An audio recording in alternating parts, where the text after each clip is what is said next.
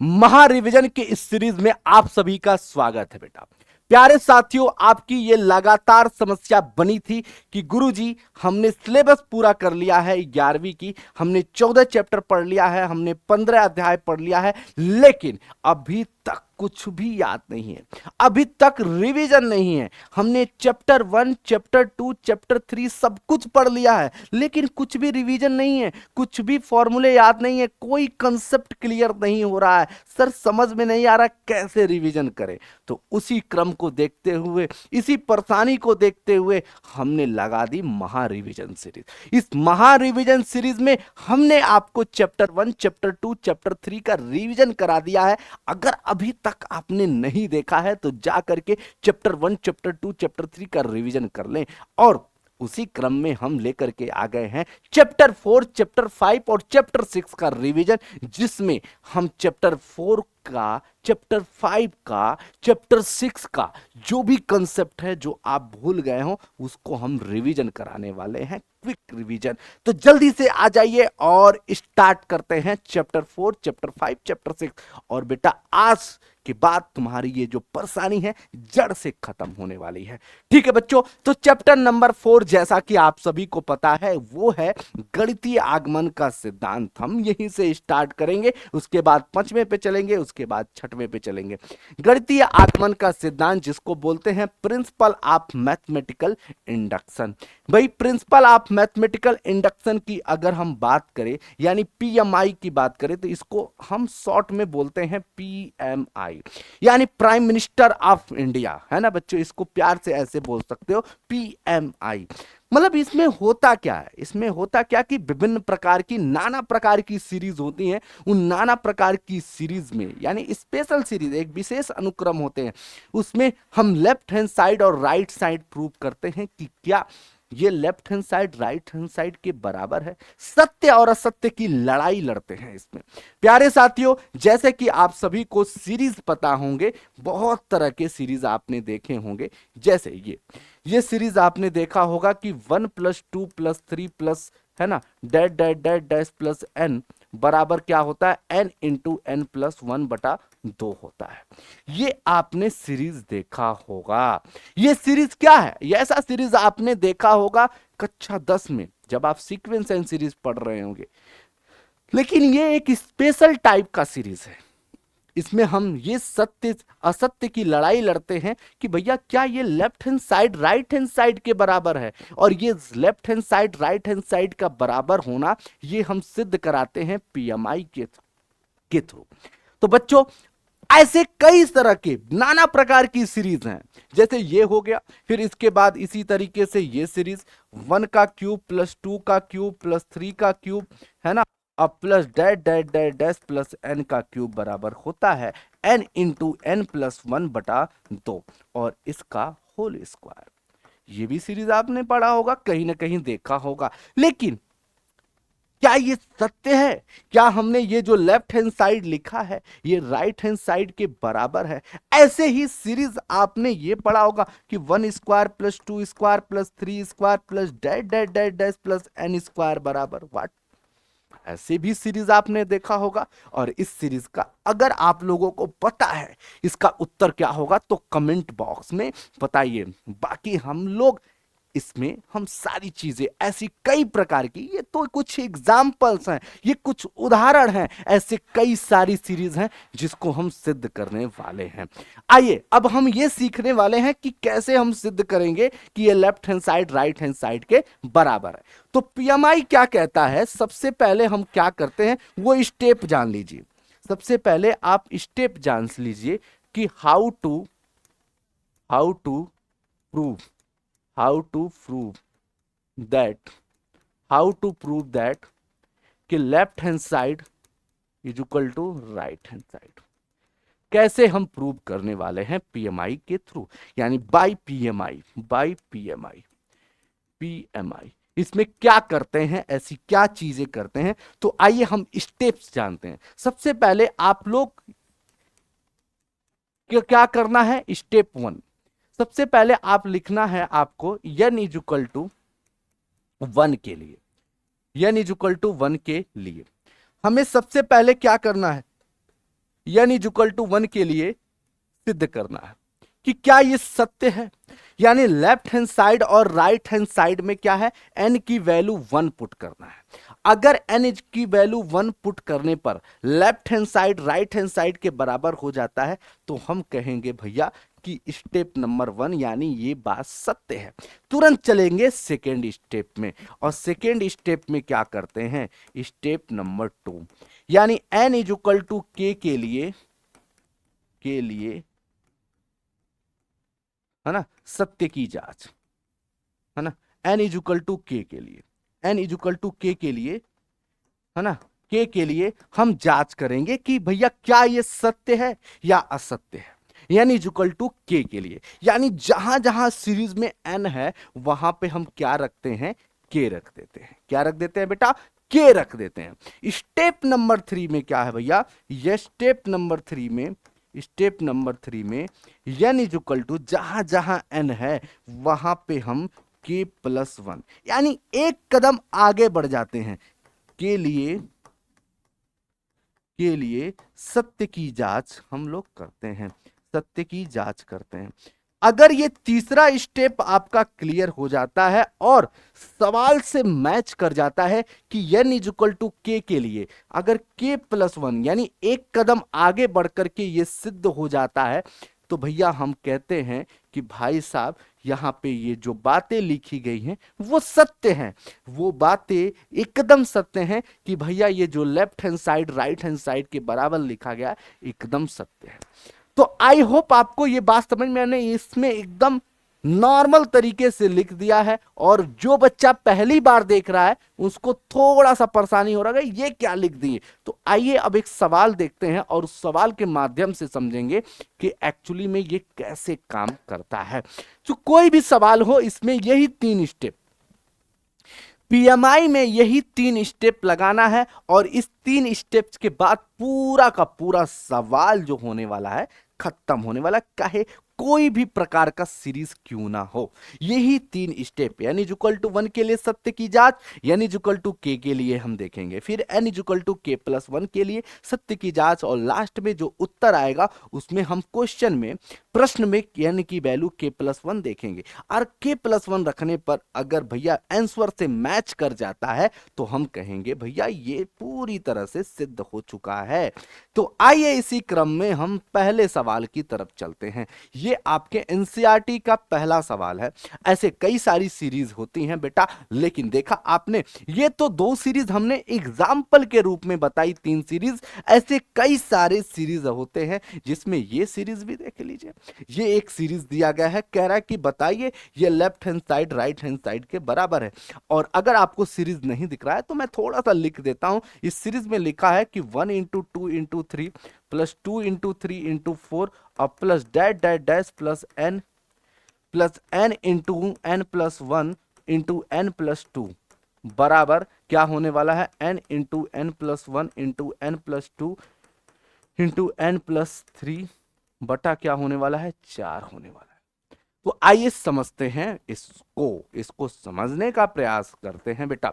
तो सबसे पहले हमारा स्टेप 1 क्या है, स्टेप 1 क्या है, step 1 n is equal to 1 के लिए, n इज इक्वल टू 1 के लिए हम क्या करने वाले हैं, इसको चेक करने वाले हैं कि क्या left hand side right hand side के बराबर है, क्या ये सत्य है। तो आइए देखते हैं। तो n इज इक्वल टू 1 के लिए यानी लेफ्ट हैंड साइड में देखेंगे, लेफ्ट हैंड साइड में क्या वैल्यू आ रही है। तो लेफ्ट हैंड साइड में n इज इक्वल टू 1 के लिए मतलब पहला टर्म देखेंगे, यानी 1 इंटू 2 इंटू 3 2 कितना हो जाएगा, सभी का मल्टीप्लाई करने पर 6 आ जाएगा। राइट हैंड साइड में अगर देखोगे तुम, राइट हैंड साइड में देखोगे, राइट हैंड साइड में देखोगे तो भैया राइट हैंड साइड में n की वैल्यू 1 पुट करते हैं। क्या करते हैं, n का मान 1 पुट करते हैं। लेफ्ट साइड में फर्स्ट टर्म लेते हैं, n इज इक्वल टू 1 यानी मतलब फर्स्ट टर्म लेते हैं। अगर n इज इक्वल टू 2 रखते तो भैया n की वैल्यू 2 रखने पर यानी इसका मतलब है कि यहां पे लेफ्ट साइड में 2 टर्म लेते हैं, है ना। अभी हम चेक करेंगे। तो यहां पे राइट हैंड साइड में क्या आ रहा है बेटा, जैसे ही n की वैल्यू 1 पुट करोगे तो 1 इंटू यहां पे 1 प्लस 1 यानी 2 हो जाएगा, 1 प्लस 2 यानी 3 हो जाएगा, 1 प्लस 3 यानी 4 हो जाएगा, और बटा नीचे क्या लिखा है 4, ये 4 से 4 कैंसिल आउट हो जाएगा और उत्तर क्या आया 6 आया। यानी आपने देखा कि भैया लेफ्ट हैंड साइड जो है वो राइट हैंड साइड के क्या है बच्चा, बराबर है। Left hand side right hand side के बराबर है तो लिखोगे क्या कि n इज इक्वल टू, अतः n इज इक्वल टू 1 के लिए सत्य है, के लिए सत्य है। बस पहला काम कंप्लीट हो चुका है, n इज इक्वल टू 1 के लिए ये बात सत्य लिखी गई है। अच्छा, इसमें चाहो तो n इज इक्वल टू 2 भी चेक करते हो, लेकिन कोई जरूरत नहीं है, हमें एक ही स्टेप में देख लेना है। अगर चाहो तो 2 भी पुट कर सकते हो। अच्छा, अगर मान लो तुम 2 पुट करते तो क्या होता बेटा, n इज इक्वल टू 2 के लिए तो लेफ्ट हैंड साइड में क्या होता, यानी 2 टर्म लेते, 6 ये आया, अब प्लस 2 तिहाई 6 चौक 24, 6 और 24 कितना हो गया, 30 हो गया। तो राइट हैंड साइड में भी 30 आना चाहिए। यानी n इज इक्वल टू 2 लेने पर मैं या 2 टर्म ले लेते हैं, 2 पद ले लेते हैं, और दोनों पद को हमने सॉल्व कर दिया तो 30 आया। तो राइट हैंड साइड में भी अगर हम n की वैल्यू, अगर हम n का मान हम अगर रखते हैं क्या बच्चों 2, तो क्या मिलेगा 2 3 4 और फिर क्या मिलेगा 5, और बटा क्या लिखा है 4। ये 4 से 4 कटिए, 2 3 6 6 5 30। यानी देखो राइट हैंड साइड में भी 30 आया, यानी n इज इक्वल टू 2 पर भी ये बात सत्य दिखने को मिल रही है। तो बच्चा इतना करने की हमें जरूरत नहीं है, बस हम एक स्टेप यानी n is equal to 1 check कर लेंगे, बस इतना ही काफी है। यानी पहला स्टेप तो आपका क्लियर हो गया। अब सेकेंड स्टेप की तरफ चलते हैं। सेकेंड स्टेप में क्या करेंगे, सेकेंड स्टेप यानी स्टेप नंबर 2, स्टेप नंबर 2 में हम क्या करेंगे, n is equal to k के लिए देखेंगे, n is equal to k के लिए हम देखेंगे, k के लिए देखेंगे। तो जहां जहां n है उस पूरे सीरीज में k कर देंगे, सिंपल। यानी हमारी सीरीज कुछ इस तरीके से जा रही है ना, हमारी सीरीज 1 इंटू 2 इंटू 3, फिर 2 इंटू 3 इंटू 4, फिर उसके बाद 3 इंटू 4 इंटू 5 और that that that that dash plus, फिर उसके बाद क्या है n into n plus 1 n plus 2। तो यानी n की जगह क्या हो जाएगा k प्लस 1 और फिर k प्लस 2, और बराबर क्या हो जाएगा मेरे भाई, क्या k plus 1 k plus 2 k plus 3। यानी जहां जहां n है वहां k कर देंगे, k plus 1 k plus 2 k plus 3 और बटा क्या हो जाएगा 4। हमने क्या किया, दूसरे स्टेप में हमने क्या किया, जहां जहां n है वहां पे हमने k कर दिया। यही मात्र आपका दूसरा स्टेप होने वाला है, और यहां तक आपका सवाल 70% सॉल्व हो चुका है। अब आते हैं 30% की तरफ, यानी 30% में क्या करना है, अब स्टेप नंबर 3 देखेंगे।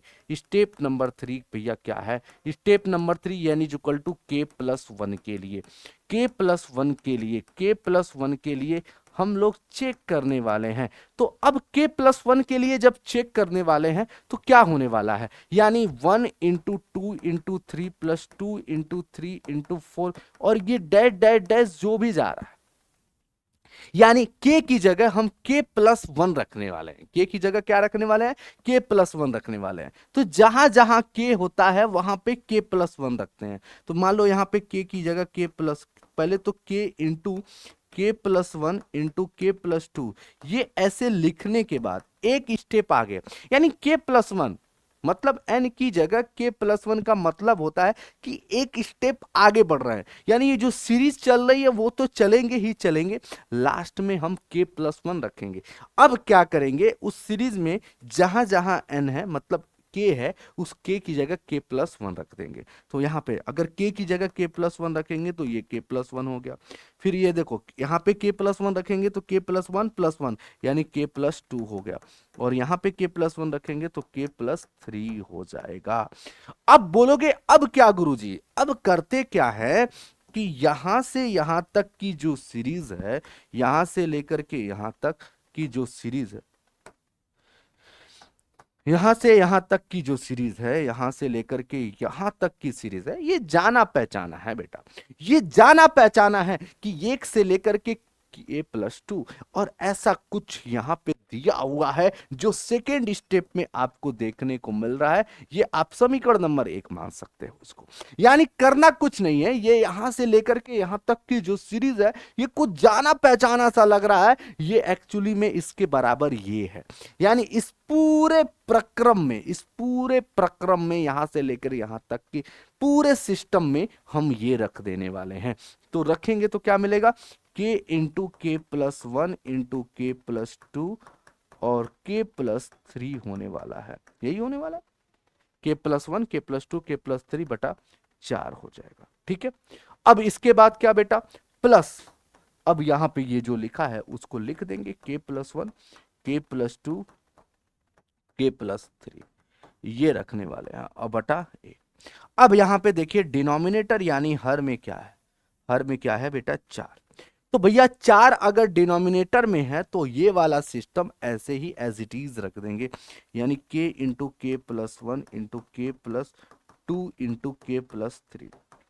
ठीक है, अब प्लस, यानी अब देखो अगर चाहो तो एक और काम कर सकते हो, पूछो क्या भैया, क्या कर सकते हैं गुरुजी। अब देखो कर ये सकते हो कि ऊपर में ये 4 अगर कॉमन ले रहे हो तो 1/4, चलो ठीक है।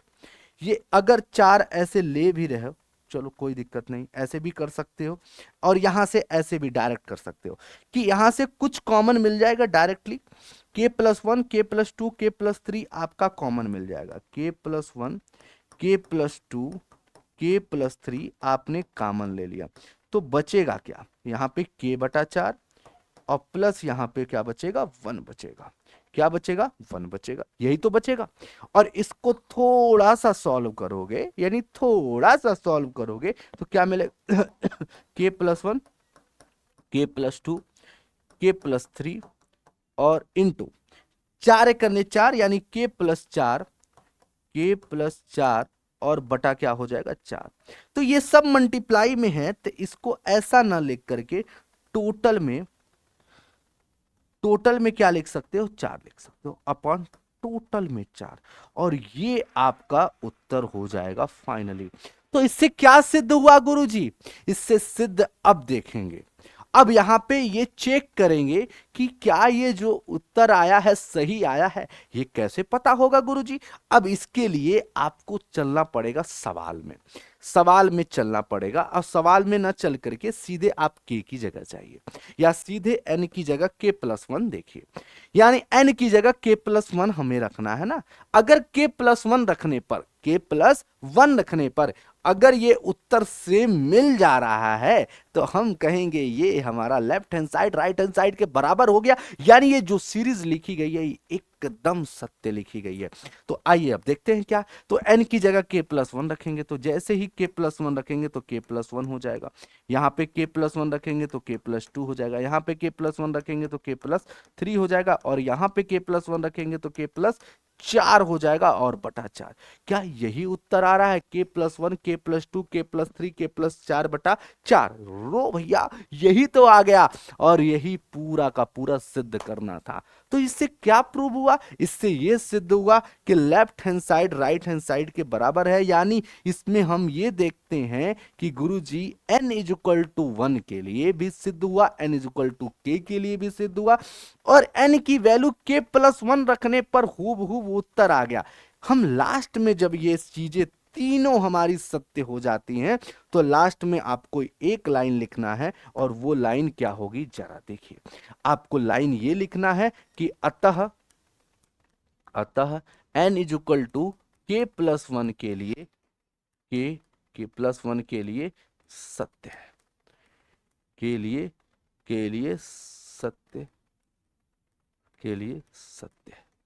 बस ये लास्ट में लिख दोगे, यानी इसका मतलब ये जो सीरीज लिखी गई है वो एकदम सही लिखी गई है, ये जो सीरीज थी वो एकदम सत्य थी, चाहे किसी भी प्रकार का कितना भी बड़ा सवाल हो, यही 3 स्टेप अपनाना है और उत्तर लेकर के आना है। यानी चैप्टर नंबर 4 में भैया कुछ भी नहीं है, बस यही 3 स्टेप और पूरा का पूरा सवाल खत्म।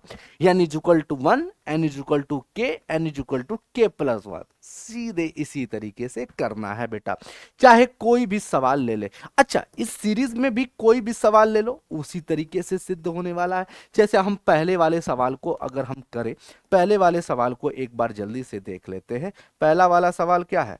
पहला वाला सवाल यही है ना, पहला वाला सवाल यही है। सवाल यही है कि 1 + 2 + 3 प्लस, हम इसलिए इसको नहीं किए क्योंकि ये तो सब लोग जानते हैं कि 1 + 2 + 3 प्लस n बराबर जो होता है n इंटू n + 1/2 होता है, ये सभी जानते हैं। लेकिन इस सीरीज को इसीलिए मैंने किया कि भैया इस सीरीज को कोई नहीं जानता है कि इसके बराबर ऐसा भी होता है, इसलिए मैंने इसको सिद्ध कर दिया।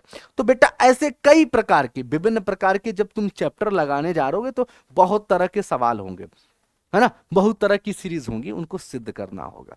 तो उसी तरीके से ये भी सिद्ध होगा, ये भी आपका इसी प्रकार सिद्ध होने वाला है। अगर आपको देखना है तो सबसे पहले आप लिखिए स्टेप नंबर 1। स्टेप नंबर 1 क्या भैया? Step number 1 n equal to 1 के लिए, n इक्वल टू 1 के लिए, n इक्वल टू 1 के लिए। अब n इक्वल टू 1 के लिए जैसे ही देखोगे तो आप क्या देखोगे? Left hand side, left hand side में क्या भैया? लेफ्ट हैंड साइड में n की वैल्यू 1 रखेंगे, यानी n की वैल्यू 1 रखने पर यानी फर्स्ट टर्म देखेंगे तो फर्स्ट टर्म क्या आया? फर्स्ट टर्म 1, तो लेफ्ट साइड 1 आया। और उसी तरीके से राइट हैंड साइड में n की वैल्यू 1, यानी लेफ्ट हैंड साइड में क्या करते हैं? n की वैल्यू 1 का मतलब फर्स्ट टर्म देखते हैं, पहला पद देखते हैं, और राइट हैंड साइड में 1 पुट करेंगे तो मेरे भाई क्या मिलेगा? 1 इंटू 1 + 1/2 मिलेगा। और इसको सॉल्व करेंगे तो 1 इंटू 2/2 यानी कट जाएगा और इस सवाल का उत्तर 1 हो जाएगा। यानी इसका मतलब क्या है कि लेफ्ट हैंड साइड जो है राइट हैंड साइड के बराबर हो गया। और जब left hand side right hand side के बराबर हो गया तो अतः लिखोगे क्या? n इक्वल टू 1 के लिए सत्य है गुरुजी, के लिए सत्य है, के लिए सत्य है। सबसे पहला काम ये करना है। अगर ये जैसे ही सत्य हो जाता है आप स्टेप नंबर 2 में निकल पड़ेंगे। स्टेप नंबर 2 क्या है बेटा? स्टेप नंबर 2 क्या है? n इक्वल टू k के लिए, k के लिए, यानी जहां जहां n है वहां पे k कर देंगे, k के लिए। तो भैया क्या हो जाएगा? 1 + 2 + 3 plus dash dash dash dash dash plus n बराबर क्या? तो n की जगह तो हमें k रखना है गुरुदेव, यानी k बराबर क्या हो जाएगा? k इंटू k + 1/2, ऐसे ही तो होगा। यानी n की जगह हम क्या रख देंगे? k रख देंगे। अगर ये सारी चीजें आपको समझ में आ गई तो अब आगे बढ़ जाएंगे, स्टेप नंबर 3 में रख देंगे। Step number 3, step number 3, step number 3, यानी n की वैल्यू k+1 के लिए, n इक्वल टू k+1 के लिए, k+1 के लिए, k+1 के लिए n का मान हम k+1 के लिए देखेंगे। जब k+1 के लिए देखेंगे बेटा तो क्या होने वाला है जरा देखिए। यानी हम क्या करने वाले हैं, अब जहां तक ये सीरीज आ रही थी 1 + 2 + 3 plus dash dash dash dash plus के, हम एक स्टेप आगे बढ़ जाएंगे। के तो ठीक था, के आगे एक स्टेप और आगे बढ़ जाएंगे, यानी k+1 हो जाएगा। क्या रख देंगे? k+1 रख देंगे। यानी ये जो सीरीज के तक जा रही है ये तो चलेगी ही चलेगी, एक स्टेप आगे यानी k+1, यानी k की जगह k+1 रख के आगे बढ़ जाएंगे। तो भैया यहां तक तो सीरीज आपको पता है, इसकी वैल्यू आपको पता है क्या है, इसका मान आपको पहले से ही पता है। इसमें ये सीरीज पहला आपको दिया गया है और ये आपने निकाल के रखा है, यानी इसकी जगह आप क्या रख दोगे? k इंटू k+1/2 रख दोगे और बराबर क्या है? प्लस k+1 ये है, और इसको आप सॉल्व कर दोगे तो भैया क्या हो जाएगा? आप देखिए, आप यहां से देख सकते हैं k+1, k+1 हम यहां पे क्या ले लेंगे? कॉमन ले लेंगे, और जैसे ही कॉमन लिया तो बेटा क्या मिला? k/2 और प्लस k+1 मिला, यही तो मिलेगा। k+1 जैसे ही कॉमन लेंगे तो हमारे पास ये चीज देखने को मिल जाएगी। और इसको आप इसको आप जैसे ही सॉल्व करेंगे तो आपका उत्तर देखने को मिल जाएगा। यानी आपको करना कुछ नहीं है, सवाल में कुछ भी नहीं, n की जगह k+1 रखना है बेटा, और तुम्हारे पास सवाल का उत्तर आने वाला है। यानी 3 स्टेप, यानी equal to 1, n equal to k, n equal to k+1, और पूरा सवाल आपका खत्म है ना बेटा। तो देखा आपका n इक्वल टू k, यानी सेकेंड स्टेप में कुछ नहीं है, थर्ड स्टेप में ये सीरीज जहां तक जा रही है वहां तक ले जाएंगे, उसके आगे k+1 रख देंगे, k+1 रखेंगे, इसकी वैल्यू आपको दिया गया है k इंटू k+1 बटा 2, और यहाँ पे k+1 रखा है, k+1 कॉमन ले लेंगे तो हमारे पास यहाँ पे क्या बचेगा, कॉमन लेने पर यहाँ पे 1 बचेगा, क्या बचेगा, 1 बचेगा। इसको सही कर लीजिएगा, k+1 कॉमन लिया तो यहाँ k बटा 2 मिला, यहाँ पे 1 बचेगा। तो k+1 तो ठीक है गुरुदेव, और यहाँ पे क्या मिलेगा, बटा 2 तो ठीक है, k प्लस क्या हो जाएगा, 2 हो जाएगा। ठीक है, इसको ऐसे सही लिख सकते हो, k+1 इंटू k+2 और बटा क्या हो जाएगा, 2, और ये रहा इस सवाल का सही जवाब, यानी k+1 इंटू k+2 बटा 2। अब कहोगे गुरुजी क्या ये बात सत्य है? हाँ बेटा ये बात सत्य है। कैसे? n की जगह k+1 रखो तो सही, यानी k+1 यहाँ पे हो जाएगा, यहाँ पे k+1 रखोगे तो k+2 बटा क्या हो जाएगा, 2। क्या यही उत्तर आ रहा है? हाँ, अंतोगतवा आपका उत्तर यही आया। लास्ट में फिर लिख दोगे क्या बच्चा, लिख दोगे अतः भैया लिखोगे क्या, n इक्वल टू k+1 के लिए यह सत्य है, के लिए यह सत्य है, के लिए यह सत्य है, यह सत्य सिद्ध हुआ, सत्य खत्म। तो देखा आपने, दो तरह के सवाल आपने लगा लिया, चाहे इसी तरीके का कोई भी सवाल हो, हम इसी तरह से इसी स्टेप में, यानी 3 स्टेप में पूरा का पूरा सवाल खत्म करने वाले। ठीक है जी, खत्म। तो ये चैप्टर नंबर 4 का क्या है, पूरा का पूरा कंक्लूजन था। ये इसी तरीके से सारे सवाल लगाने हैं, आप जाइए और मौज मस्ती से लगाइए, और आई होप आपको ये चीज क्लियर हो गया होगा। अब चलते हैं बेटा कहां पे, चैप्टर नंबर 5 की तरफ, चैप्टर नंबर 5 की तरफ, चैप्टर नंबर 5 की तरफ, चैप्टर नंबर 5 की तरफ। टेरे रे रे रे रे रे रे, चैप्टर नंबर 5 की तरफ, चैप्टर नंबर 5 की तरफ। देखो भाई, चैप्टर नंबर 5 जो है वो क्या है, बोलोगे गुरुजी, सम्मिश्र संख्या। क्या है? सम्मिश्र संख्या, सम्मिश्र संख्या, सम्मिश्र संख्या, सम्मिश्र संख्या, सम्मिश्र संख्या। अब यहाँ पे रहने वाले, देखने वाले जो भी बच्चे होंगे उनको सम्मिश्र संख्या के बारे में पता तो होगा। बहुत सारे ऐसे बच्चे होंगे जो हुंकार से पढ़े होंगे, बहुत सारे ऐसे साथी हैं जो मतलब पढ़ के आए हैं यहाँ पे ऑलरेडी, लेकिन थोड़ा थोड़ा भूल रहे हैं कि सम्मिश्र संख्या क्या होता है। बेटा ये ऐसी संख्या होती है जिसको हम बोलते हैं अंग्रेजी में कॉम्प्लेक्स नंबर। आपने नेचुरल नंबर पढ़ा है, आपने होल नंबर पढ़ा है, आपने इंटीजर्स पढ़ा है, ऐसी कई सारी संख्या, इवन नंबर, ऑड नंबर, यानी सम संख्या, विषम संख्या, पूर्ण संख्या, अपूर्ण संख्या, बहुत सारी संख्याएं पढ़ी है, लेकिन आपने ये सम्मिश्र संख्या तो नहीं पढ़ी है। लेकिन ऐसे बहुत सारे ऐसे बालक होंगे जो पढ़ के आए लेकिन थोड़ा बहुत भूले हैं। तो इन दोनों बालकों के लिए भैया यहाँ पे एकदम सही आए हो, बस यहाँ पे बस रुक जाओ और सारी चीजें यहाँ पे क्लियर होने वाली है। देखो बेटा, सम्मिश्र संख्या क्या होती है?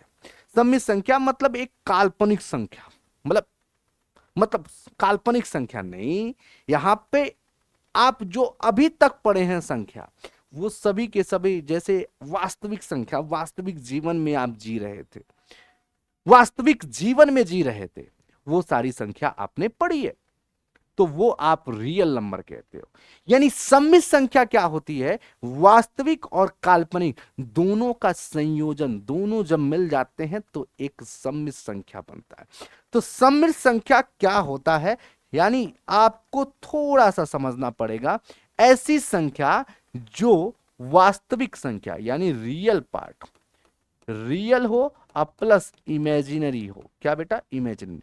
हम ऐसे अगर डायरेक्ट लिखते हैं तो तुमको नहीं समझ में आएगा, तो हम ऐसे लिखते हैं वास्तविक, वास्तविक, वास्तविक, वास्तविक, है ना, वास्तविक प्लस काल्पनिक, काल्पनिक यानी real plus imaginary, imaginary, real plus imaginary यानी रियल और इमेजिनरी दोनों मिलकर के क्या बनता है, सम्मिश्र संख्या बनता है। थोड़ा सा पहले इसके बारे में थोड़ा समझ लो तो क्या होता है ये सम्मिश्र संख्या, फिर अभी इसके उद्भव की बात करेंगे, कहां से इसका उत्पन्न हुआ, कैसे उत्पन्न हुआ, इसकी जरूरत क्यों पड़ी, हम इस पे भी चर्चा करने वाले हैं। अब देखो, तो वास्तविक प्लस काल्पनिक जो मिलकर के क्या बनाती हैं, सम्मिश्र संख्या बनाती हैं, यानी कॉम्प्लेक्स नंबर बनाती हैं। अब देखिए, यानी अब इसको डिनोट कैसे करते हैं, इट इज डिनोटेड बाय, सबसे पहली line, it is denoted by, it is denoted by, it is denoted by Z, it is denoted by Z, it is denoted by Z, इसको जेड से डिनोट किया जाता है, सबसे पहला पार्ट। दूसरा, ये किस तरीके का दिखता है, किस तरीके का दिखता है, तो Z is equal to A plus I B के रूप में। अब तुमको बहुत सारे ऐसे बालक होंगे जो इस बात को समझ गए होंगे ए प्लस आई बी का मतलब क्या है, लेकिन ऐसे कई सारे बच्चे होंगे जो 11th अभी तक नहीं पढ़े हैं, उनको अभी मैं बता दूं तो भैया इसमें ए जो है, इसमें ए जो है वो एक रियल भाग है। क्या बेटा, रियल भाग है, ये एक क्या है भैया, रियल भाग है, यानी वास्तविक भाग है। यहाँ पे जो बी वाला पार्ट है वो एक इमेजिनरी पार्ट है, यानी काल्पनिक भाग है। ए यानी वास्तविक भाग है और बी यानी इमेजिनरी भाग है, यानी काल्पनिक भाग है। यानी इसको इस तरीके से डिनोट करते हैं, ए प्लस आई बी। अब आपके मन में सवाल उठ रहा होगा कि गुरुजी इसमें आई क्या है ना जी। अब इसमें सारे बच्चों का समस्या ये है कि ये आई क्या है। चलिए चलते हैं और इस जर्नी में हम आपका साथ देंगे इस आई को समझने में। ये आई क्या है, क्यों आया आई, अब आई क्यों आया, अब इसके पीछे का कारण क्या है, अब इसको हम लोग समझते हैं जी। चलिए, मैं अगर कहूं कि सुनिए, एक्स स्क्वायर माइनस वन बराबर जीरो, तो एक्स स्क्वायर बराबर क्या हो जाएगा, वन, एक्स का मान हो गया रूट में वन और इसकी वैल्यू आ जाती है, चलो भैया प्लस माइनस वन। चलो बहुत सही, ये एक टाइप का एक एग्जाम्पल हो गया, आप इसको द्विघात समीकरण कहते हो। लेकिन अब इसी में मैं अगर कहूं कि चल भैया चलो ठीक है, अब बताओ कि यहां पे लिखा है एक्स स्क्वायर प्लस वन बराबर जीरो, तो एक्स स्क्वायर बराबर माइनस वन। अब बताओ यक्स बराबर क्या होगा, तो रूट में माइनस वन। ओ माई गॉड, क्या रूट में जब माइनस वन होता है तो ऐसे नंबर्स को तुमने कभी सॉल्व किया है क्या, ऐसे सवालों को कभी सॉल्व किया है। देखो ऐसे सवालों को तो तुम सॉल्व कर लोगे कि कहोगे ये रियल आ गया, वन आ गया, प्लस माइनस वन आ गया, ऐसे सवालों को तुमने खूब हल किया है बेटा, कि जिसमें रूट में अगर धनात्मक संख्या होती है तो खूब सॉल्व किया है, तुम मजे मजे लेकर के सॉल्व किए। परंतु अगर रूट में माइनस आ गया तब क्या किए हो, तब क्या किए हो, नहीं, आपका उत्तर होगा नहीं किए हैं गुरुदेव, कभी नहीं किए, ऐसे सवालों को तो हमने नहीं किया है। अब क्या करें, समस्या, सबसे बड़ी समस्या, सबसे बड़ा रोग कि अब क्या करें, यानी रूट में गुरुजी तो माइनस वन आ गया। ऐसे संख्या को फिर सोचा गया, समझा गया और कहा गया कि देख भैया ये जो रूट में माइनस वन लिखा है ये एक्चुअली में आई, क्या बेटा, आई मान लिया गया और इसको बोला गया कि this is the imaginary part, ये एक काल्पनिक है, ये काल्पनिक है और ये तुम्हारा क्या है, रियल वास्तविक भाग है। आप याद करो कक्षा 10 में द्विघात समीकरण को सॉल्व करते थे, सीधा चार रूल लगाते थे, वहां पे अगर डी का मान, डी का मान, डी का मान, डी का मान, अगर डी का मान जीरो से बड़ा होता था तो आप बोलते थे रियल है, वास्तविक है, अगर डी का मान जीरो से कम होता था भैया इमेजिनरी है, यानी इमेजिनरी है, डी का मान जीरो से कम होना यानी इमेजिनरी, काल्पनिक बोल देते थे, उसके आगे कुछ नहीं कहते थे। अब यही तो है, यानी डी का मान यहां पे क्या आ रहा है, जीरो से कम आ रहा है, तो यही तो है काल्पनिक, यानी ऐसे काल्पनिक भाग को हमने आई मान लिया, यानी रूट में ये जो माइनस वन लिखा है इसको हमने आई कह दिया। अब यहीं से इसकी कहानी शुरुआत हो जाती है। इस आई को बोलते हैं आयोटा। क्या बोलते हैं बेटा? इस आई को बोलते हैं आयोटा। क्या बोलते हैं? आयोटा बोलते हैं। क्या बोलते हैं? आयोटा बोलते हैं। अब यहां पे देखिएगा, रूट में -1 की वैल्यू आई हो गया। अगर दोनों तरफ वर्ग करें, दोनों तरफ वर्ग करें तो भैया ये बनेगा -1 और ये हो जाएगा i²। यानी i² की वैल्यू, पहला क्लियर कि भैया रूट में -1 की वैल्यू क्या होती है बेटा? आई होती है। ठीक है, ये बात आपने जान लिया। अब हम दूसरे पेज पे चलते हैं और इसकी पूरी कहानी को समझने का प्रयास करते हैं। चलिए, अब ये तो आपने देख लिया कि रूट में जो -1 होती है इसकी वैल्यू क्या होती है? आई होती है। अगर इसका वर्ग किया जाए, इसका वर्ग किया जाए, इसका अगर वर्ग किया जाए दोनों तरफ वर्ग किया जाए तो i² बराबर जो होता है -1 हो जाता है। अगर दोनों तरफ इसका क्यूब किया जाए, दोनों तरफ इसका क्यूब किया जाए तो यानी i³ बराबर क्या आएगा? सोचिए जरा। यानी रूट में -1 गुणे रूट में -1 गुणे रूट में -1, यही तो होगा। रूट में -1 रूट में -1, यानी रूट से रूट खत्म हो जाएगा, ये -1 यानी +1 हो जाएगा। ये बात तो आपको समझ में आ रहा है कि ये चीज रूट में -1 रूट से रूट खत्म हो जाएगा, ये बचेगा -1। ठीक है, और गुणे रूट में -i, रूट में -1 की वैल्यू आई लिख दोगे, आई में -1 का गुणा करोगे तो -i हो जाएगा। यानी i³ की वैल्यू जो होती है -i होती है। चौथा, i के पावर 4 की वैल्यू क्या होती है? 1 होती है। ये कुछ बातें हैं जो आप लोगों को याद रखनी है बेटा, याद रखनी है, ये याद रखनी है। i के पावर 4 का मान जो होता है वो 1 हो जाता है। क्या आप लोगों को यहां तक क्लियर है बेटा? क्या आप लोगों को यहां तक क्लियर है? बताइए बताइए बताइए बेटा, क्या आप लोगों को क्लियर है? बोलोगे हाँ जी सर, यहां तक चीजें क्लियर है, डन है, 100% क्लियर है।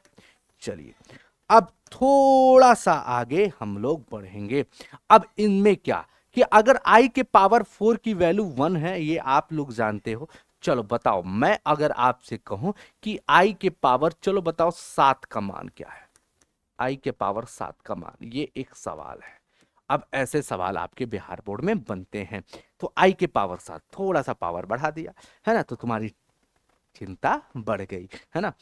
तो i के पावर 7 अगर 1 का बराबर कुछ नहीं, i के पावर, इसको ऐसे सॉल्व किया जाता है कि 7 को भैया हम तोड़ के लिखेंगे। i के पावर 4, 4 दूनी 8, i के पावर 4 लिख सकते हैं? बोलोगे हाँ जी सर लिख सकते हैं। तो इसको तोड़ के लिखा जा सकता है।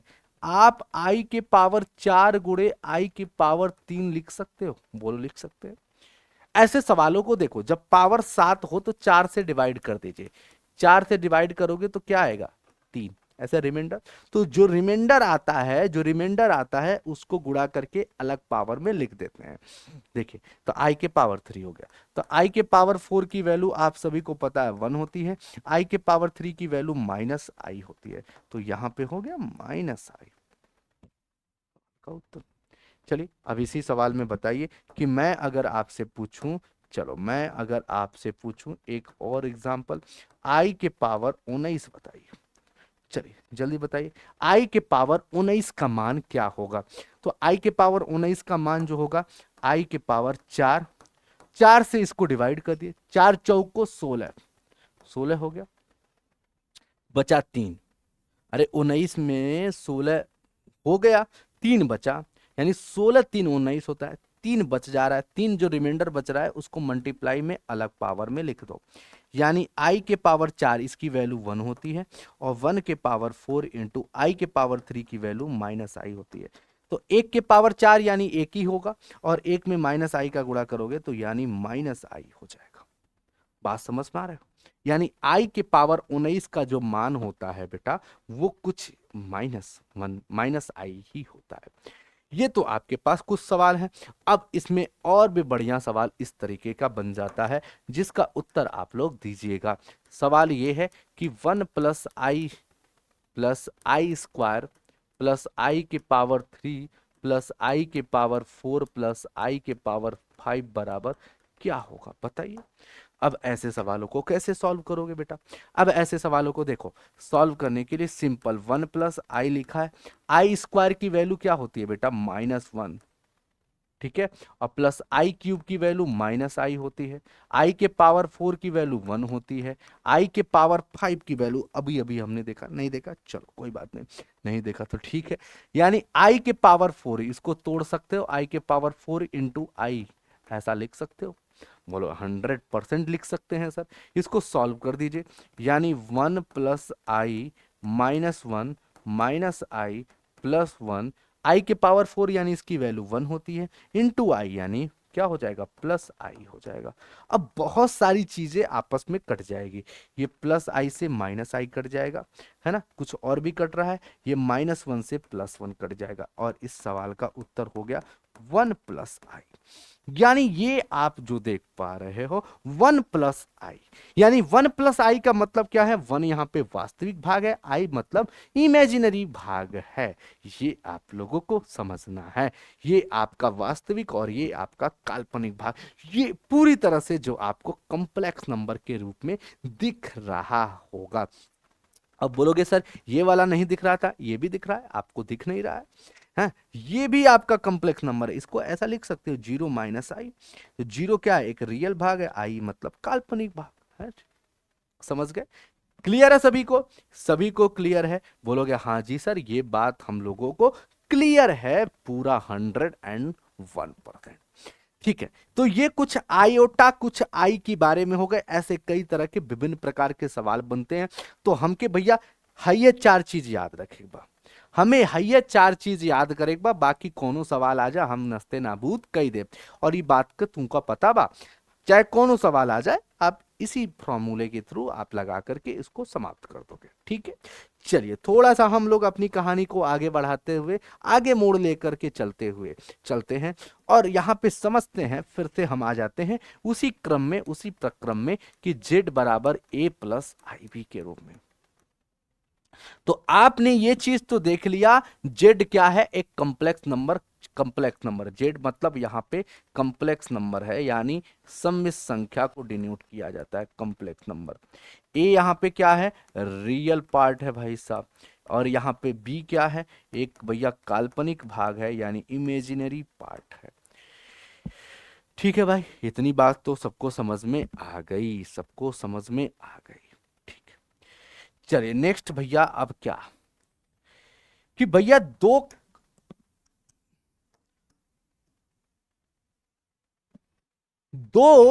सम्मिश्र संख्या का योग कैसे होगा, है ना?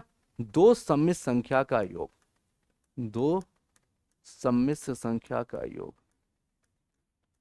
सम्मिश्र संख्याओं संख्याओं का संख्याओं का योग क्या होगा? दो सम्मिश्र संख्याओं का योग कैसे होगा? मतलब दो अगर सम्मिश्र संख्या, दो कॉम्प्लेक्स नंबर है, तो उनका योग कैसे होगा? देखिए सिंपल सा बात है, यही लाइन पे आते हैं कि जैसे मान लो लिखा है z1 बराबर, मान लो लिखा है 2 + 3i, ठीक है, सपोज दैट, तथा z2 बराबर लिखा है मान लो 3 - 4i, और कह रहा है कि भैया एक काम करिए, z1 + z2 बताइए। सिंपल, आपको करना क्या है कि काल्पनिक को काल्पनिक के साथ जोड़ना है, घटाना है, संयोग करना है, और रियल को रियल भाग से।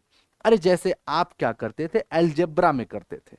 अलजेब्रा में क्या करते थे बेटा कि भैया जो एक्स वाले हैं एक्स वाले के साथ जुड़ जाए, वाई वाले जो हैं वाई वाले के साथ जुड़ जाए, तो उसी तरीके से यहाँ वास्तविक वास्तविक के साथ जुड़ेगा, और काल्पनिक काल्पनिक के साथ। तो भैया देखिए 2 + क्या होगा? 3 यानी 5 हो जाएगा, और 3 + 3 और -4 यानी -1 यानी -i हो गया। z1 + z2 बराबर 5 - i, तो z1 + z2 बराबर 5 - i हो गया, और ये आपका सवाल का उत्तर हो गया, बस खत्म। इसमें कुछ करना नहीं है, चाहे कोई भी बड़ा से बड़ा सवाल हो, आपको दो अगर कॉम्प्लेक्स नंबर, दो सम्मिश्र संख्याओं को जोड़ना है, तो रियल को रियल के साथ भैया जुड़ाइए, और काल्पनिक को काल्पनिक के साथ जोड़िए, खत्म बवाल। इसी के साथ थोड़ा सा चलते हैं हम लोग दो सम्मिश्र संख्या का योग हो गया, दो सम्मिश्र संख्याओं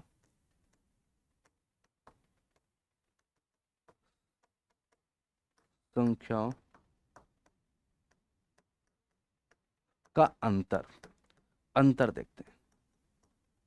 दो सम्मिश्र संख्याओं का अंतर देखते हैं। दो सम्मिश्र संख्याओं का अंतर देखते हैं। जैसे Z1 बराबर लिखा है 5 + 3i तथा Z2 बराबर लिखा है Z2 बराबर 6 + 4y। ठीक है, और कह रहा है कि भैया अब की पारी जो तुम निकालो ये Z2 हो गया, तो Z2 - Z1 निकालो तो क्या हो जाएगा, 6 में से 5 को घटाओगे, यानी Z2 में से Z1 घटाना है, यानी 6 में से वास्तविक को वास्तविक से भागाओ, यानी Z2 - Z1, यानी 6 में से 5 जाएगा 1 हो जाएगा, 4 में से 3 जाएगा 1 हो जाएगा, 1 + i, यानी Z1 - Z2 बराबर, सॉरी Z2 - Z1 बराबर क्या हो गया, 1 + i। तो दो सम्मिश्र संख्याओं का योग कैसे करते हैं ये आपने देख लिया, दो सम्मिश्र संख्याओं का अंतर कैसे निकालते हैं ये भी आपने देख लिया।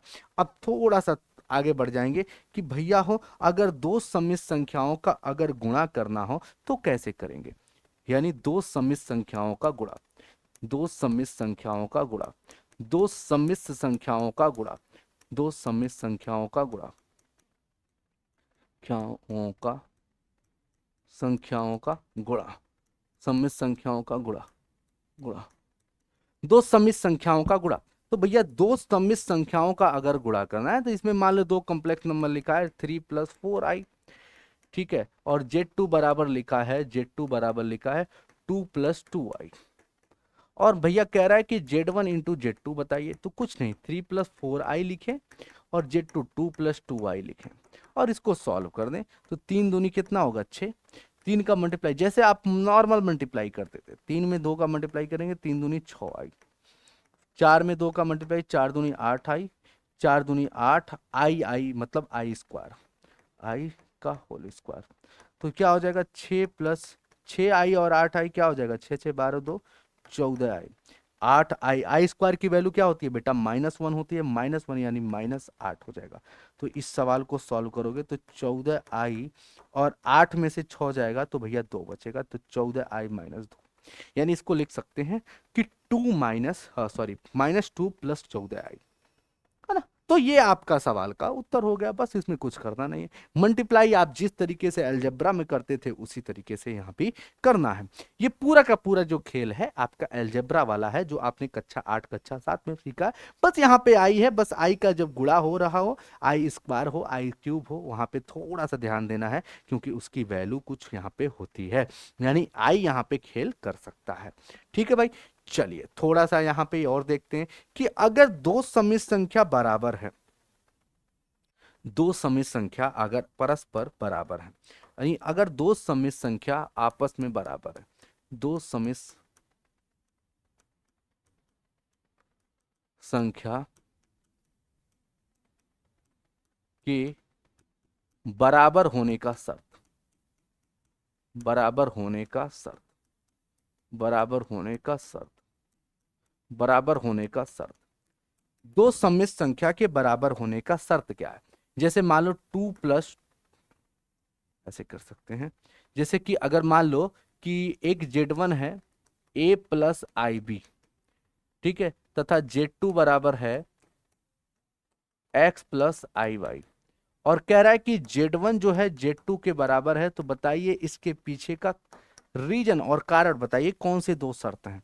तो पहला शर्त यह है कि भैया a जो होना चाहिए x के बराबर होना चाहिए, सिंपल सी बात है, यानी वास्तविक वास्तविक के बराबर होगा, वास्तविक वास्तविक के बराबर होगा, और दूसरा कंडीशन भैया काल्पनिक काल्पनिक के बराबर होगा b जो y, यानी आपको करना क्या है, काल्पनिक को काल्पनिक के साथ बराबर करना है और भैया वास्तविक को वास्तविक के साथ। अब इस पर एक सवाल बन जाता है, सवाल कैसे बनता है आइए देखते हैं। सवाल कुछ इस तरीके से बनता है,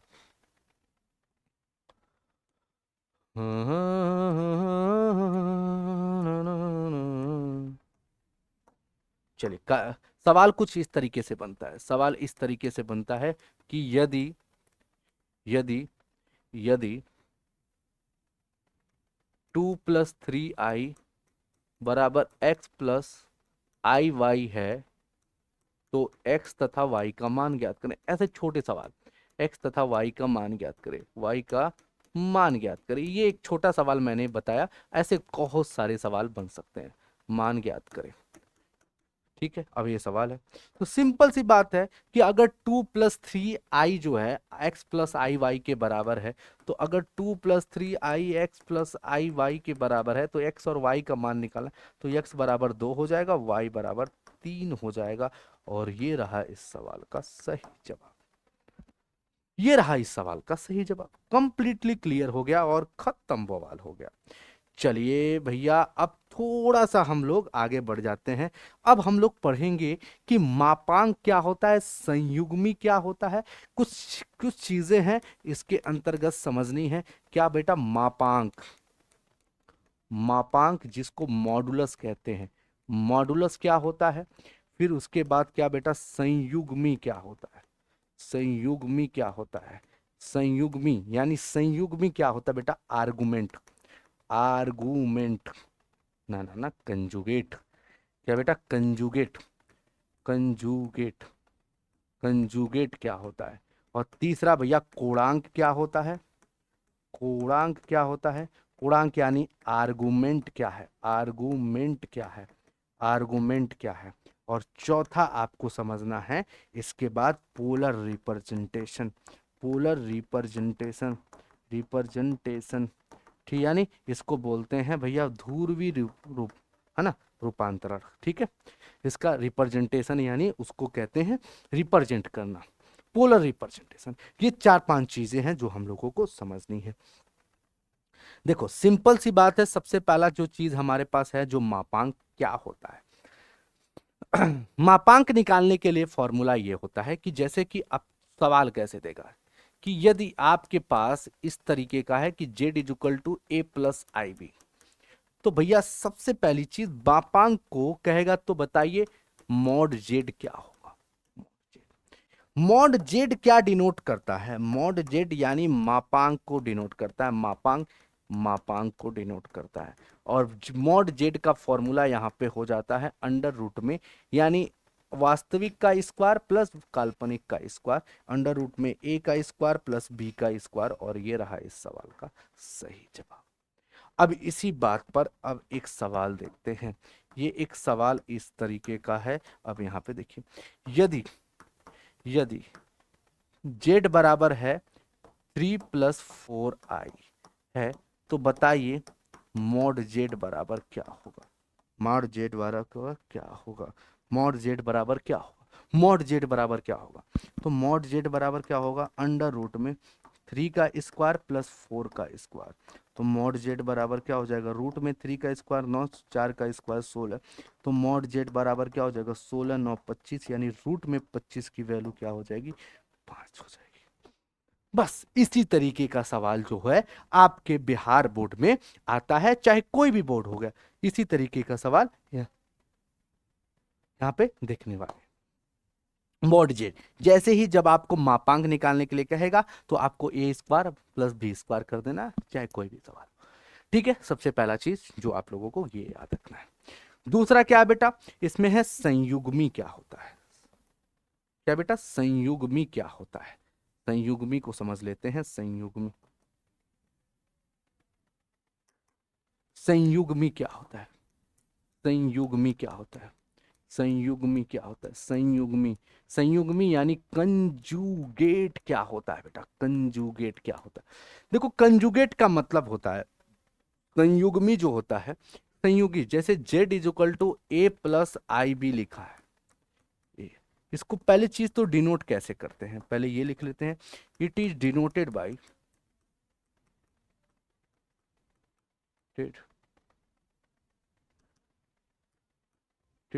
जेड के ऊपर बार, जेड के ऊपर बार।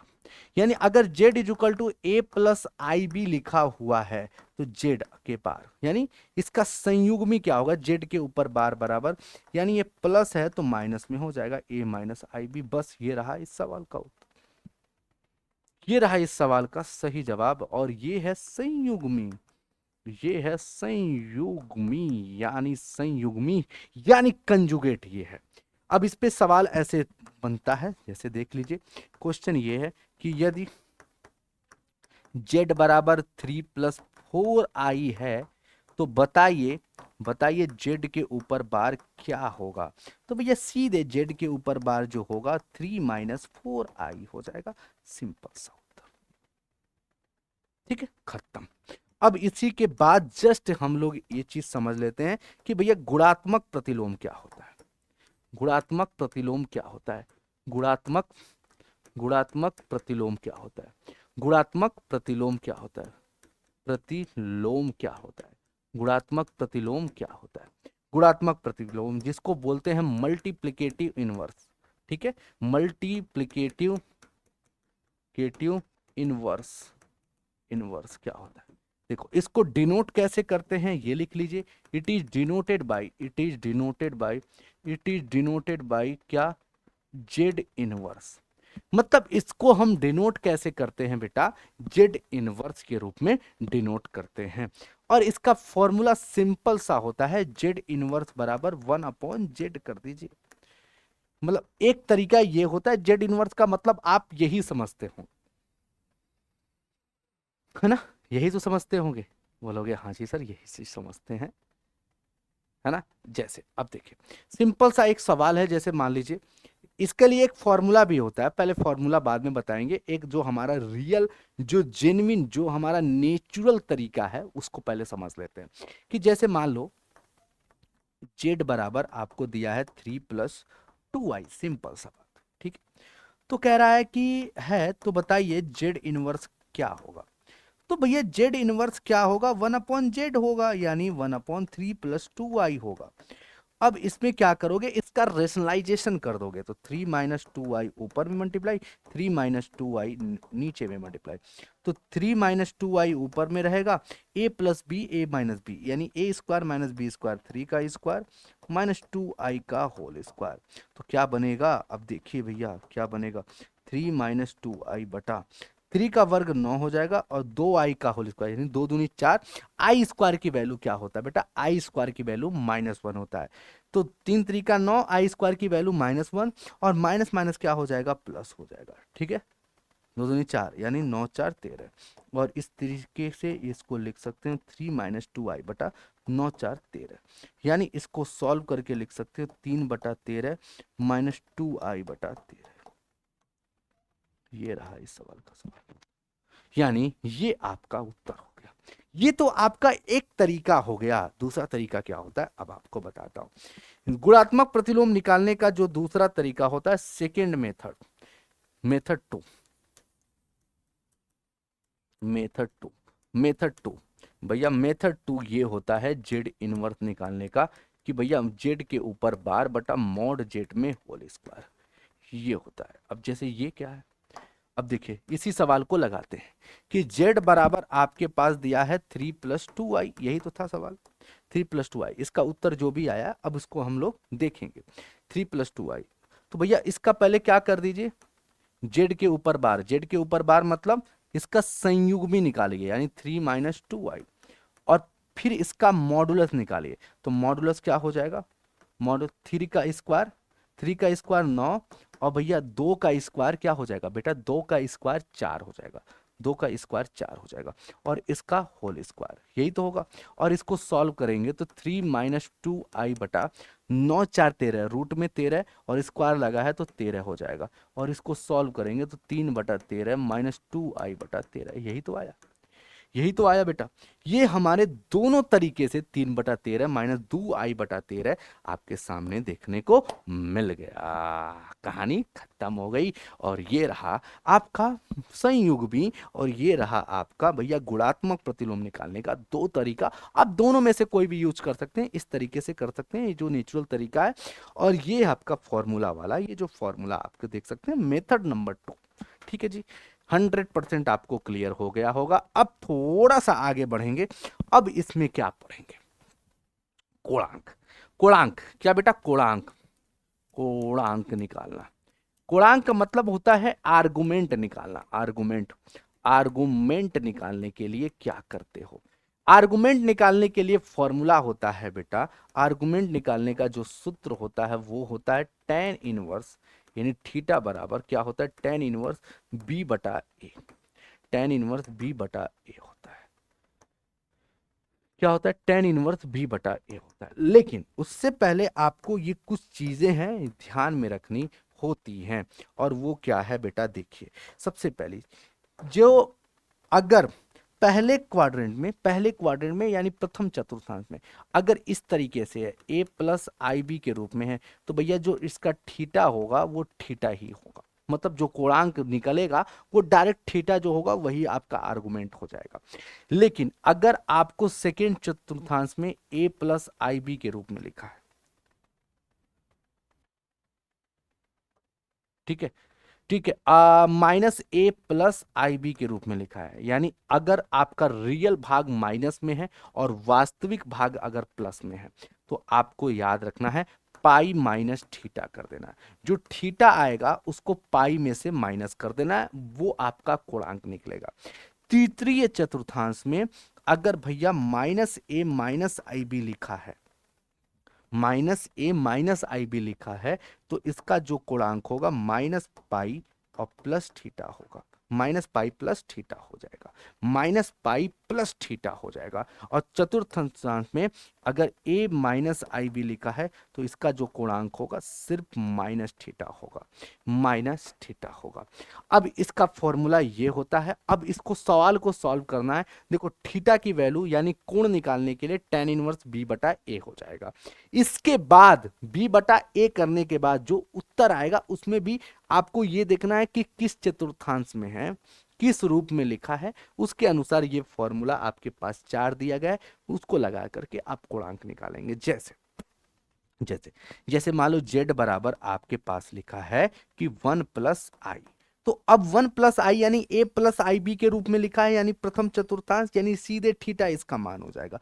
तो z बराबर यानी इसका थीटा यानी कोणांक निकालना है, तो बताइए आर्गुमेंट क्या होगा, आर्गुमेंट z क्या होगा, आर्गुमेंट z क्या होगा, तो थीटा बराबर क्या हो जाएगा, tan इनवर्स b यानी 1 और a बटा यानी 1 हो जाएगा। तो थीटा बराबर tan इनवर्स क्या हो जाएगा 1, और tan इनवर्स 1 की वैल्यू क्या होती है बेटा पाई बटा 4, और यही इसका कोणांक हो जाएगा पाई बटा 4। लेकिन अगर यही सवाल आपका ये होता, अगर यही सवाल ये होता कि चल भैया सवाल ये है कि यदि यदि z बराबर 1 माइनस आई है तो बताइए z क्या है, आर्गुमेंट z क्या है, आर्गुमेंट z क्या है। तो आपको यहाँ पे सोचना है कि भैया ये चीज जो लिखी है ये किस रूप में, सबसे पहले आप थीटा निकालोगे, तो tan इनवर्स क्या बेटा b बटा ए, यानी जो भी है b बटा ए के रूप में लिख लोगे, b की जगह 1 है और a की जगह भी 1 है, माइनस के रूप में लिखा है, तो theta is equal to tan inverse ये लिखा है -1, तो थीटा की वैल्यू माइनस पाई बाई 4 हो जाएगा। मतलब थीटा की वैल्यू पाई बटा 4 आएगी, लेकिन माइनस में आएगी, तो ये माइनस के रूप में आ गया। और ये आप कह दोगे भैया कि क्यों, क्योंकि इसके पीछे का रीजन दे दोगे, यहाँ पे ऐसा क्यों कर रहे हैं, क्योंकि थीटा जो है यहाँ पे आप लिखोगे चतुर्थ चतुर्थांश में स्थित है, इसके कारण हम ऐसा कर रहे हैं। इसी तरीके से आप लोगों को घर पे लगा लेना है, -1 प्लस आई हो, -1 माइनस आई हो, तब क्या कोणांक होगा, इसको आपको करना है। ठीक है, अब आगे बढ़ जाते हैं नेक्स्ट कंसेप्ट की तरफ। नेक्स्ट कंसेप्ट क्या है, polar representation, polar representation, polar representation, polar representation, presentation station, polar representation, ध्रुवीय निरूपण, यानी ध्रुवीय निरूपण, ध्रुवीय ध्रुवीय निरूपण, ध्रुवीय निरूपण, ध्रुवीय निरूपण यानी पोलर रिप्रेजेंटेशन क्या होगा। देखिए इसके लिए फॉर्मूला ये होता है कि भाई साहब आर, अगर पोलर रिप्रेजेंटेशन करना है तो R cos theta plus I sine theta. भाई अब देखो करना कुछ नहीं है, जैसे वही सवाल है ना बेटा, वही सवाल कि यदि z बराबर 1 प्लस आई लिखा है, तो बताइए कि इसका तो जेड का पोलर रिप्रेजेंटेशन फॉर्म में लिखिए, पोलर, जेड को पोलर फॉर्म में लिखिए, पोलर फॉर्म में लिखें, पोलर फॉर्म में लिखें। तो बच्चा कुछ करना नहीं है आपको। देखिए थीटा की वैल्यू यहां से क्या निकली थी, आपने देखा पाई बटा 4 निकली थी ना। थीटा की वैल्यू आपने निकाला था ना पाई बटा 4, 1 प्लस आई की वैल्यू। आपको सबसे पहले थीटा यानी कोणांक निकाल लेना है, कोणांक निकाल लेना है। कोणांक तुम्हारे पास थीटा इज इक्वल टू पाई बटा 4 यानी आर्गुमेंट निकाल लेना है। फिर उसके बाद आर, आर का मतलब क्या है, आर यहाँ पे क्या है, मॉडुलस है। आर यहाँ पे देख लीजिए, यहाँ पे जान लीजिए कि आर क्या है। आर यहाँ पे मैं आपको बता देना चाहता हूँ, यहाँ पे आर जो है बेटा, यहाँ पे आर एक मॉडुलस मापांक की बात की जा रही है। तो आर की बात निकालने के लिए अंडर रूट में ए स्क्वायर प्लस बी स्क्वायर यानी 1 प्लस 1 यानी आर की वैल्यू क्या हो गई, √2 हो गई। अब इसको क्या करेंगे भैया, R cos theta plus I sine theta, यही है ना बेटा, आई साइन थीटा यही है। तो आर की वैल्यू क्या हो गई, √2 में हो गई, कॉस थीटा, थीटा की वैल्यू पाई बटा 4 हो गई, plus I sine pi by 4 हो गया। और ये आप ऐसा लिख दोगे। आप अलग बात है कि कॉस पाई बाई 4 की वैल्यू लिखिए या यहीं पे छोड़ दीजिए, बस ये आपकी कहानी हो गई। यहीं से आपकी ये पूरी लीला खत्म हो जाती है। लास्ट में आता है कि भैया आपको रूट निकालना है, मूल निकालना है, दो मूल निकालना है। कि अगर कोई एक क्वाड्रेटिक इक्वेशन दिया गया है, अगर एक द्विघात समीकरण दिया गया है और उस द्विघात समीकरण को अगर आपको रिप्रेजेंट करना है, क्या करना है बेटा, अगर आपको रिप्रेजेंट कराना है तो कैसे रिप्रेजेंट कराओगे, ये चीज अगर आपको समझना है तो कैसे करोगे, है ना। दो अगर आपके पास अगर आपके पास क्या है बेटा, आपके पास अगर कि अगर कोई मूल दिया, कोई क्वाड्रेटिक इक्वेशन, कोई द्विघात समीकरण दिया है और आपको उसका मूल निकालना है, आपको उसका मूल निकालना है, x और y का मान निकालना है, तो कैसे करोगे। सिंपल सी बात है कि अगर आपके पास एक कोई भी क्वाड्रेटिक इक्वेशन दिया है, जैसे एक्स स्क्वायर प्लस